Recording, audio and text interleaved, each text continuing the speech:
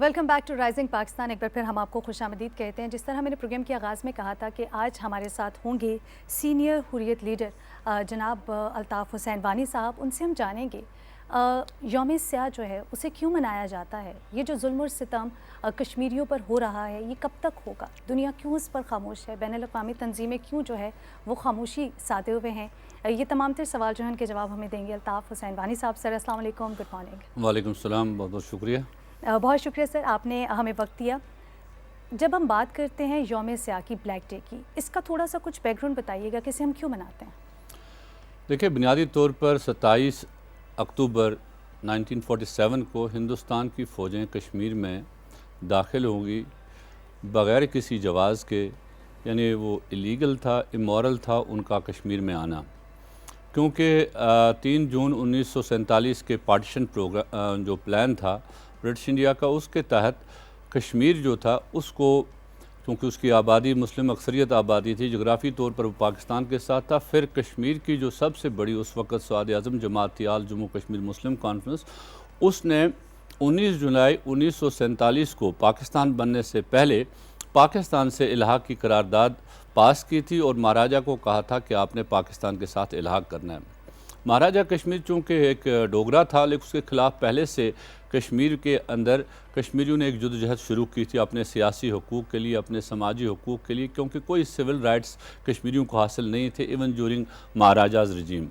तो महाराजा के ख़िलाफ़ एक अपराइजिंग शुरू हुई। जब पार्टीशन हुआ, जब पाकिस्तान वजूद में आया, कश्मीरियों की ये ख्वाहिश थी कि शायद महाराजा उनकी ख्वाहिशात का एहतराम करेगा, लेकिन उस दरमियान हिंदुस्तान की जो कांग्रेस सरकार, महाराजा और दूसरे जो हिंदू बलवाई थे, उनकी एक रेशा दवानियाँ जब बढ़ती गई तो आज़ाद कश्मीर जो आजकल है, यहाँ पर एक अपराइजिंग शुरू हो गई महाराजा के ख़िलाफ़, और अदीरकोट के मकाम पर जिसे नीला भट्ट कहते हैं वहाँ से एक अपराइजिंग शुरू हुई, जिसके नतीजे में आज ये आज़ाद कश्मीर आपके सामने 23 अगस्त को ये अपराइजिंग शुरू हुई। हिंदुस्तान चला गया अक़वाम मुत्तहिदा में कि महाराजा ने जी हमारे साथ इल्हाक़ किया है, तो पाकिस्तान ने एग्रेशन किया है, वहाँ पर अपने लोग भेजे हैं, लेकिन अक़वाम मुत्तहिदा ने हिंदुस्तान की इस बात को तस्लीम नहीं किया, बल्कि ये कहा कि महाराजा कोई चीज़ नहीं है, जो चीज़ हैं वो हैं लोग। वहाँ के कश्मीरियों को, लोगों को उनको हक़ दिया जाए कि वो क्या चाहते हैं, वो हिंदुस्तान से मिलना चाहते हैं या पाकिस्तान से चाहते हैं। हिंदुस्तान ने ये सारा कुछ तस्लीम किया वहाँ पर, लेकिन उसके बावजूद आज तक हम देखते हैं हिंदुस्तान इसको तस्लीम करने के बाद कश्मीर के अंदर उसने अपनी मिलिट्री माइट जो है उसको मजबूत से मजबूत करता गया और कश्मीरियों को सबजुगेशन में रखने के लिए उसने इक़दामात किए। हालांकि ऑन रिकॉर्ड है हिंदुस्तान के आनजानी वज़ीर आज़म पंडित जवाहरलाल नेहरू, उसने श्रीनगर में अपने पार्लियामेंट में और रेडियो और पाकिस्तान के वज़ीर आज़म के साथ ख़त ख़ताबत में ये कहा कि हम किसी तरह भी जो जारियत के मुर्तकिब नहीं हो सकते, हम कश्मीरियों पर जबर नहीं करेंगे, हम जबरी निकाह पर यकीन नहीं रखते हैं, अगर कश्मीरी हमारे साथ नहीं रहना चाहते हैं हम उनको ये इजाज़त देंगे। लेकिन हकीकत में ऐसा कुछ नहीं हुआ, ये सारा डोंग था। कश्मीरी मुजाहिदीन उस वक़्त जो लोग थे वो आगे बढ़ रहे थे, लेकिन एक सीज़ फायर अक़वाम मुत्तहिदा के ज़रिए किया गया, जिसके नतीजे में आज आप देखते हैं आज़ाद कश्मीर और मकबूजा कश्मीर डिवीज़न हुआ, लोग तकसीम हुए। तो हिंदुस्तान की 27 अगस्त को कश्मीर के अंदर फ़ौज दाखिल करना और फिर अक़वाम मुत्तहिदा की करारदादों की नफ़ी करना, उनके ख़िलाफ़ इक़दामात करना, तो इस वजह से कश्मीरी इस दिन को यौम स्याह के तौर पर मनाते हैं। अल्ताफ़ साहब, जिस तरह से अभी आपने पूरा एक सिनेरियो बताया है कि क्या सिलसिला जो है कैसे शुरू हुआ और अब तक वो जुल्म और सितम जो है वो हम देखते हैं कि जारी है,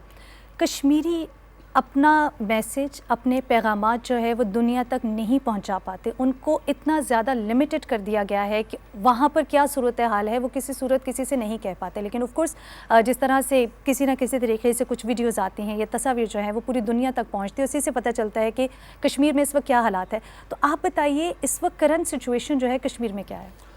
देखिए, पहले मैं आपको माजी में ले चलता हूँ। कश्मीरी राइट फ्राम 1947 से उस वक़्त से आज तक लगातार जद्दोजहद में है। अगर आप देखेंगे उसी साल नवंबर के महीने में जम्मू जेनोसाइड जो हुआ, जिसमें 2.5 लाख से ज़्यादा लोग शहीद किए गए, 5 लाख से ज़्यादा लोग जो है उस वक़्त महाजर हुए, हिजरत करके पाकिस्तान के मुख्तलिफ़ इलाक़ों में आकर आबाद हो गए। तो ये कोशिश हिंदुस्तान की उस वक़्त से थी कि वहाँ मुसलमानों की को किसी तरह से वहाँ से बाहर धकेल दिया जाए, उनका कत्लेआम किया जाए, उसी वक़्त से ये कोशिश थी। अब उस वक़्त क्योंकि दुनिया के अंदर आज का निज़ाम नहीं था, न ये इंटरनेट था, न ये सारी चीज़ें थी, न ये व्हाट्सएप था, न फेसबुक था, न इलेक्ट्रॉनिक मीडिया था कि आपको वो चीज़ें कश्मीर की नज़र आती। कश्मीरियों ने किस तरह से रेजिस्टेंस की है हिंदुस्तान की ऑक्यूपेशन के ख़िलाफ़, राइट फ्राम 1947 टिल 88 तक, 89 तक जो रेजिस्टेंस थी एक पीसफुल रेजिस्टेंस थी, लेकिन उस पीसफुल रेजिस्टेंस को हमेशा से ताकत के बलबूते पर दबाया गया कश्मीर के अंदर। वो कश्मीर की आवाज़ दुनिया में बाहर सुनी नहीं गई उस वक़्त। लेकिन जो हकीकत ये है कि 89 के बाद जब कश्मीरी तंग आमद बजंग आमद, कश्मीरी नौजवानों ने ये फ़ैसला किया उस वक़्त कि अब तो बहुत हो गया, न हिंदुस्तान जमहूरी तरीका मानता है, न हिंदुस्तान सियासी तरीका मानता है, किसी तरीके से आमादा नहीं, तो कश्मीरियों ने अपनी एक अस्करी जद्दोजहद हिंदुस्तान के कब्ज़े के ख़िलाफ़ की और करते करते ये आगे बढ़ी। और आहिस्ता आहिस्ता जब ये डिजिटल मीडिया ये सारी चीज़ें आ गई, उस पर भी हिंदुस्तान ने अब कदगनें लगाई, रेस्ट्रिक्शंस लगाई, वो कोशिश कर रहे हैं कोई चीज़ बाहर न जाए। लेकिन इवन देन कश्मीरियों ने अपने लाइव्स रिस्क करके, उनको ख़तरे में डालकर भी वो इमेजेस, वो सारी चीज़ें जो कुछ कश्मीर में हिंदुस्तान की फ़ौज कर रही है, मुख्तलिफ़ तंजीमों ने जो वहाँ पर थी उनने डॉक्यूमेंटेशन की, उन ह्यूमन राइट्स वायलेशंस की सारी चीज़ें वो दुनिया तक पहुँचाने में कामयाब हो गए और दुनिया में एक आगाही इस सिलसिले में पैदा हो गई। और इस सिलसिले में हुकूमत पाकिस्तान का भी एक किरदार रहा, क्योंकि पाकिस्तान इस मसले का एक फ़रीक भी है और वकील भी है, तो उनकी मदद मावनत भी शामिल रही। लेकिन प्राइमरीली जो है कश्मीरियों ने अपना जो डंका है, अपनी जो उनने वलवला जोश जो दिखाया, उसमें कभी कमी होने नहीं दी। जितना भी जुल्म हिंदुस्तान ने किया वो उसके ऊपर वो अपने जद्दोजहद जारी रखते रहे। तो हमने देखा कि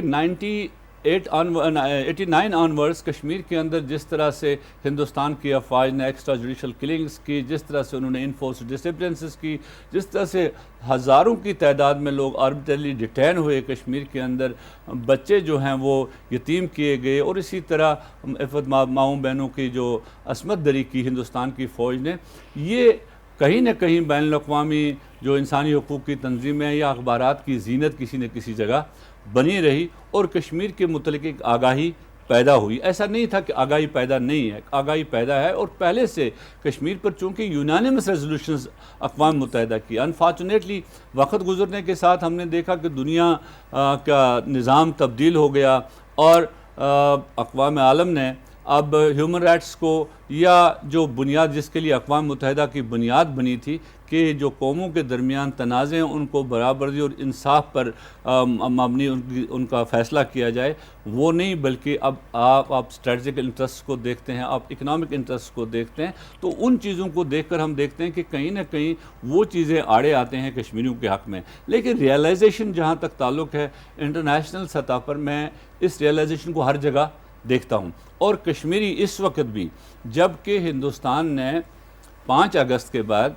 अब एक और मामला किया, उसने कश्मीर की जो मकबूजा कश्मीर की रियासत को उसको डिसमेंबर किया, उसको 2 यूनियन टेरिटरीज़ में तकसीम किया और डायरेक्ट हिंदुस्तान का रूल वहाँ पर लागू किया, और वो भी वो रूल जो इंतहा पसंद हिंदुओं का रूल है। और उन्होंने जो उस वक़्त से इक़दामात किए कश्मीर के अंदर, एक तो ऐसा कानून लाया कि जो बेसिकली 1927 में महाराजा ने लाया था एक कानून कि कश्मीर के जो रियासती बाशिंदे हैं उनको हक़ है कश्मीर में इमूवेबल प्रॉपर्टी ख़रीदने का, जॉब का, गैर रियासती बाशिंदा नहीं ख़रीद सकता है। तो अब हिंदुस्तान ने ये किया कि उन्होंने तमाम हिंदुस्तानियों को ये इख्तियार दिया, कानून में उनने तरमीम की, नया डोमिसाइल लॉ लाया, कोई भी हिंदुस्तानी जो 10 साल कश्मीर में रहा हो या जिसने 10वीं और 12वीं का इम्तहान कश्मीर में पास किया हो, he is entitled to assume the domicile of Kashmir. तो उस वजह से वो कश्मीर में ज़मीन भी ख़रीद सकता है, कश्मीर में जॉब भी हासिल कर सकता है। इसका मतलब हुआ कि आपने डेमोग्राफिक चेंज करनी है, आपने कश्मीरियों को बेघर करना है, आपने कश्मीरियों की ज़मीनें हथिया लेनी है, आपने कश्मीरियों को जो है ना उनकी जो ज़मीनें लेकर उनका कल्चर, उसके साथ साथ अब जो कश्मीर के अंदर जो बाकी चीज़ें कल्चर थी, सकाफत थी, उस पर इन्वेजन हिंदुस्तान का हुआ। हिंदुस्तान की फ़ौज को इख्तियार मिला कि वो किसी भी ज़मीन को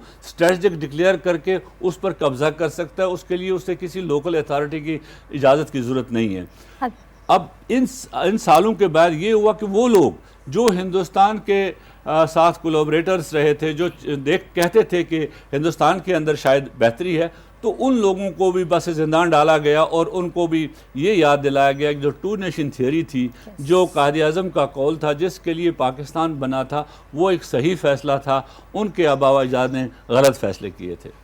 बिल्कुल, thank you so very much Altaf साहब। अभी हमें बढ़ना एक छोटी सी ब्रेक के जानिब, जब ब्रेक से वापस आएंगे तो यकीनन बहुत से सवालात हैं, कोशिश करेंगे कि वक्त जो है वो कम है, लेकिन कुछ ऐसे सवाल हैं जिनका जवाब जो है वो यकीनन हम जानना चाहेंगे।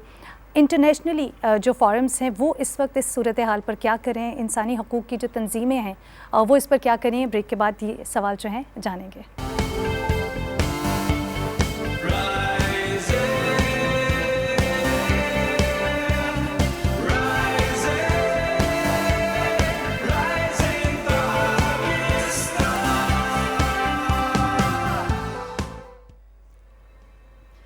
Welcome back to rising Pakistan. एक बार फिर हम आपको खुशामदीद कहते हैं। सीनियर हुर्रियत लीडर इस वक्त हमारे साथ मौजूद हैं अल्ताफ़ हुसैन वानी साहब। उनसे कुछ ब्लैक डे के हवाले से ऑफ कोर्स हिस्ट्री जो है उस पर बात हो रही है। इसी के साथ साथ अल्ताफ़ साहब जानना चाहेंगे इंटरनेशनल फोरम्स जो हैं उस पर इस वक्त क्या काम हो रहा है, और जब हम बात करते हैं इंसानी हकूक़ की तंजीमें वो किस तरह से काम कर रही हैं?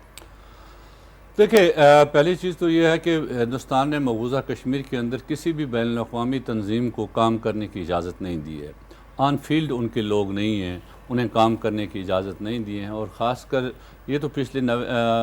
जो 89 ऑनवर्ड्स ये लगातार एक ऐसी चीज़ है, किसी भी इंटरनेशनल ऑर्गेनाइजेशन की प्रेजेंस, फ़िज़िकल प्रेजेंस उनकी मकबूजा कश्मीर के अंदर नहीं है, न कभी हिंदुस्तान ने इसकी इजाज़त दी। इसी तरह इंटरनेशनल मीडिया को भी हमेशा सेंसर किया गया कश्मीर के अंदर, उनको भी ऐसी चीज़ नहीं करने दी गई। लेकिन डिस्पाइट दैट, वो ये सारा कुछ होने के बावजूद, जहाँ तक इंसानी हकूक़ की तंजीमों की बात है, इंसानी हकूक़ की तमाम तंजीमों ने फ्राम एमनेस्टी इंटरनेशनल से लेकर ह्यूमन राइट्स वॉच से लेकर जुबली कैंपेन है और दूसरे ऐसे बहुत सारे इदारे हैं जिन्होंने कश्मीर पर बहुत ही वेल ऑथर्ड डॉक्यूमेंटेशन की। अगर आपको याद हो कि 95 में ये जो ह्यूमन राइट्स वॉच की उसकी रिपोर्ट थी Kashmir is live in fair, तो वो 95 की रिपोर्ट थी उनकी, और पूरा डॉक्यूमेंट किया था किस तरह से arm force special power act और जो ये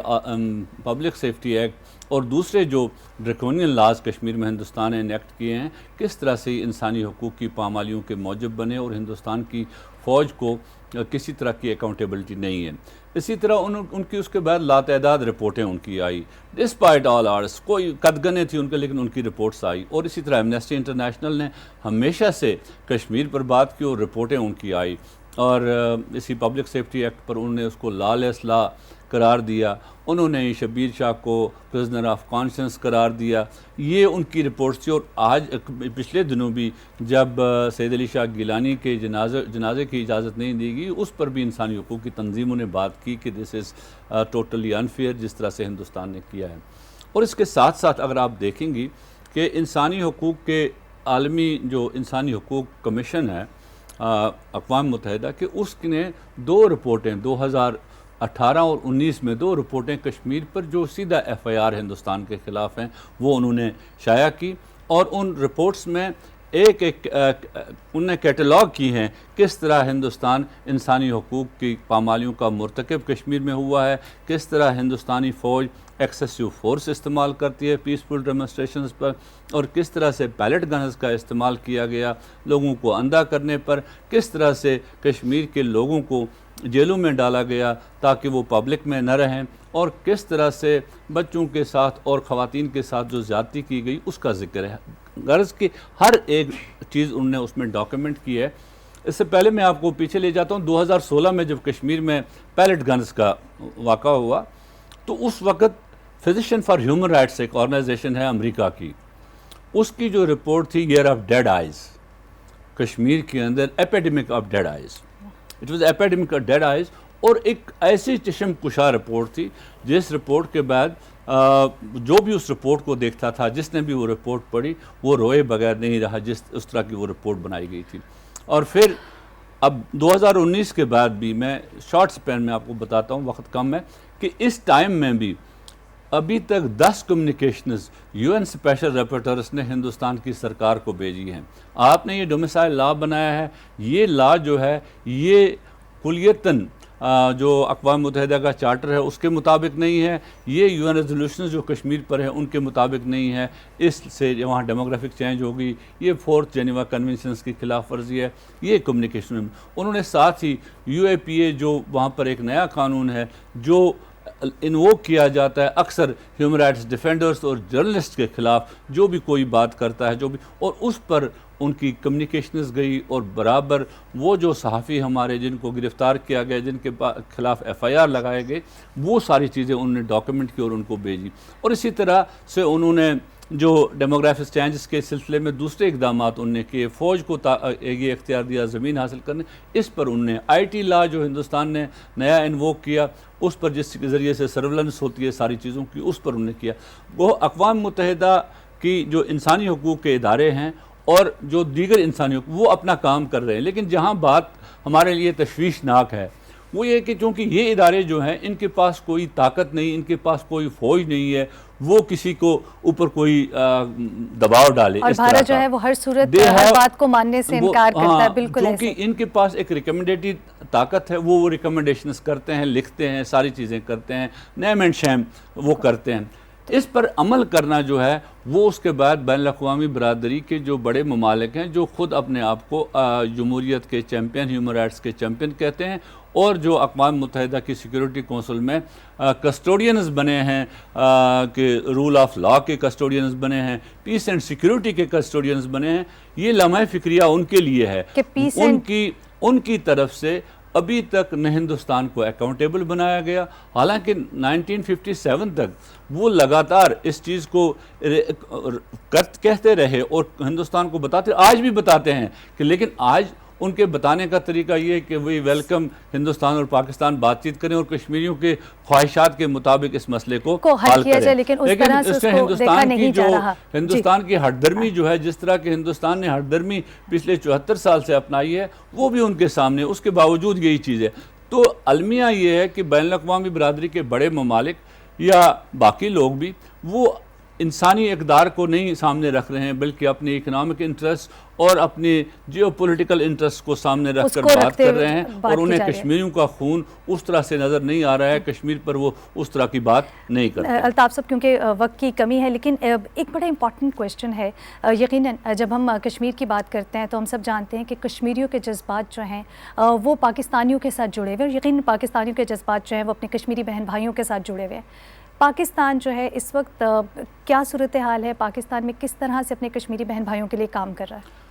देखिए, पहली चीज़, आज का दिन जो पूरे पाकिस्तान में यौम सियाह के तौर पर मनाया जाता है, ये एक दिन नहीं बल्कि हर वक्त पाकिस्तान की कौम, पाकिस्तान की जो गवर्नमेंट्स जितनी भी रही हैं, हर गवर्नमेंट ने अपने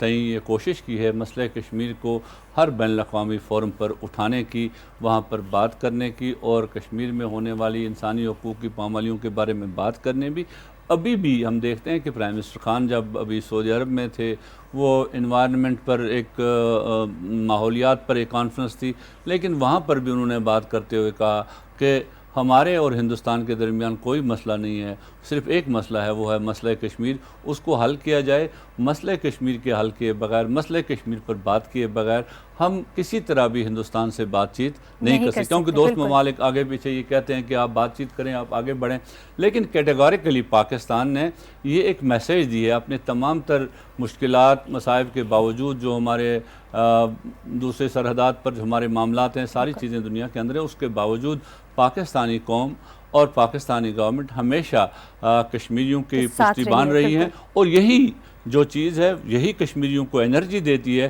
कि वो कश्मीरी इतनी बड़ी फ़ौज और इतने बड़े मुल्क के ख़िलाफ़ बिल्कुल निहाते नबर्द आज़मा है। बिल्कुल, और गोलियों के संगीनियों के साए में ये दुनिया के लिए मैसेज है। कल जब पाकिस्तान ने मैच जीता, भारत को हराया, तो दुनिया के सामने एक मैसेज है कि किस तरह कश्मीरी श्रीनगर की गलियों में, कॉलेज में, खुशी मना हॉस्टल्स रहे थे, में और बिल्कुल। दूसरी जगह पर उन्होंने खुशियाँ मनाई, उन्होंने फायर क्रैकर्स लगाए। और अब हिंदुस्तान की सरकार ने उन सब के ख़िलाफ़ FIRs दर्ज किए हैं कि आप लोगों ने ये कैसे किया। वो ये नहीं समझते हिंदुस्तान की ये कोई ऐसी चीज़ नहीं है जिसको उनके दिल में आप व्यवस्था करें। क्योंकि पाकिस्तान के साथ मोहब्बत जो कश्मीरियों की है वो निकल नहीं सकते, क्योंकि वो ऐसी मोहब्बत है, उसके लिए वो कोई कीमत अदा करने के लिए भी तैयार हैं। बिल्कुल। They don't want anything for that. Altaf साहब, बहुत बहुत शुक्रिया। यकीनन आपने जिस तरह से आज ब्लैक डे के हवाले से हमें बातें बताई हैं और उसी के साथ साथ कि जो जज्बात जो हैं वो कश्मीरियों के पाकिस्तानी कौम के साथ जुड़े हुए हैं, वो किसी सूरत भी गलत नहीं है। बहुत बहुत शुक्रिया आपके वक्त के लिए। शुक्रिया बहुत। अल्ताफ़ हुसैन बानी साहब हमारे साथ मौजूद थे, सीनियर हुर्रियत लीडर हैं। उनसे यकीनन बात करके बहुत से ऐसे सवालों के जवाब मिल गए जिनका जानना बहुत ज़रूरी था। अभी हमें बढ़ना एक छोटी सी ब्रेक की जानिब। ब्रेक के बाद जब वापस आएंगे तो हमारे साथ होंगी अम्मारा रूही। कहीं नहीं जाना, देखते रहिए राइजिंग पाकिस्तान।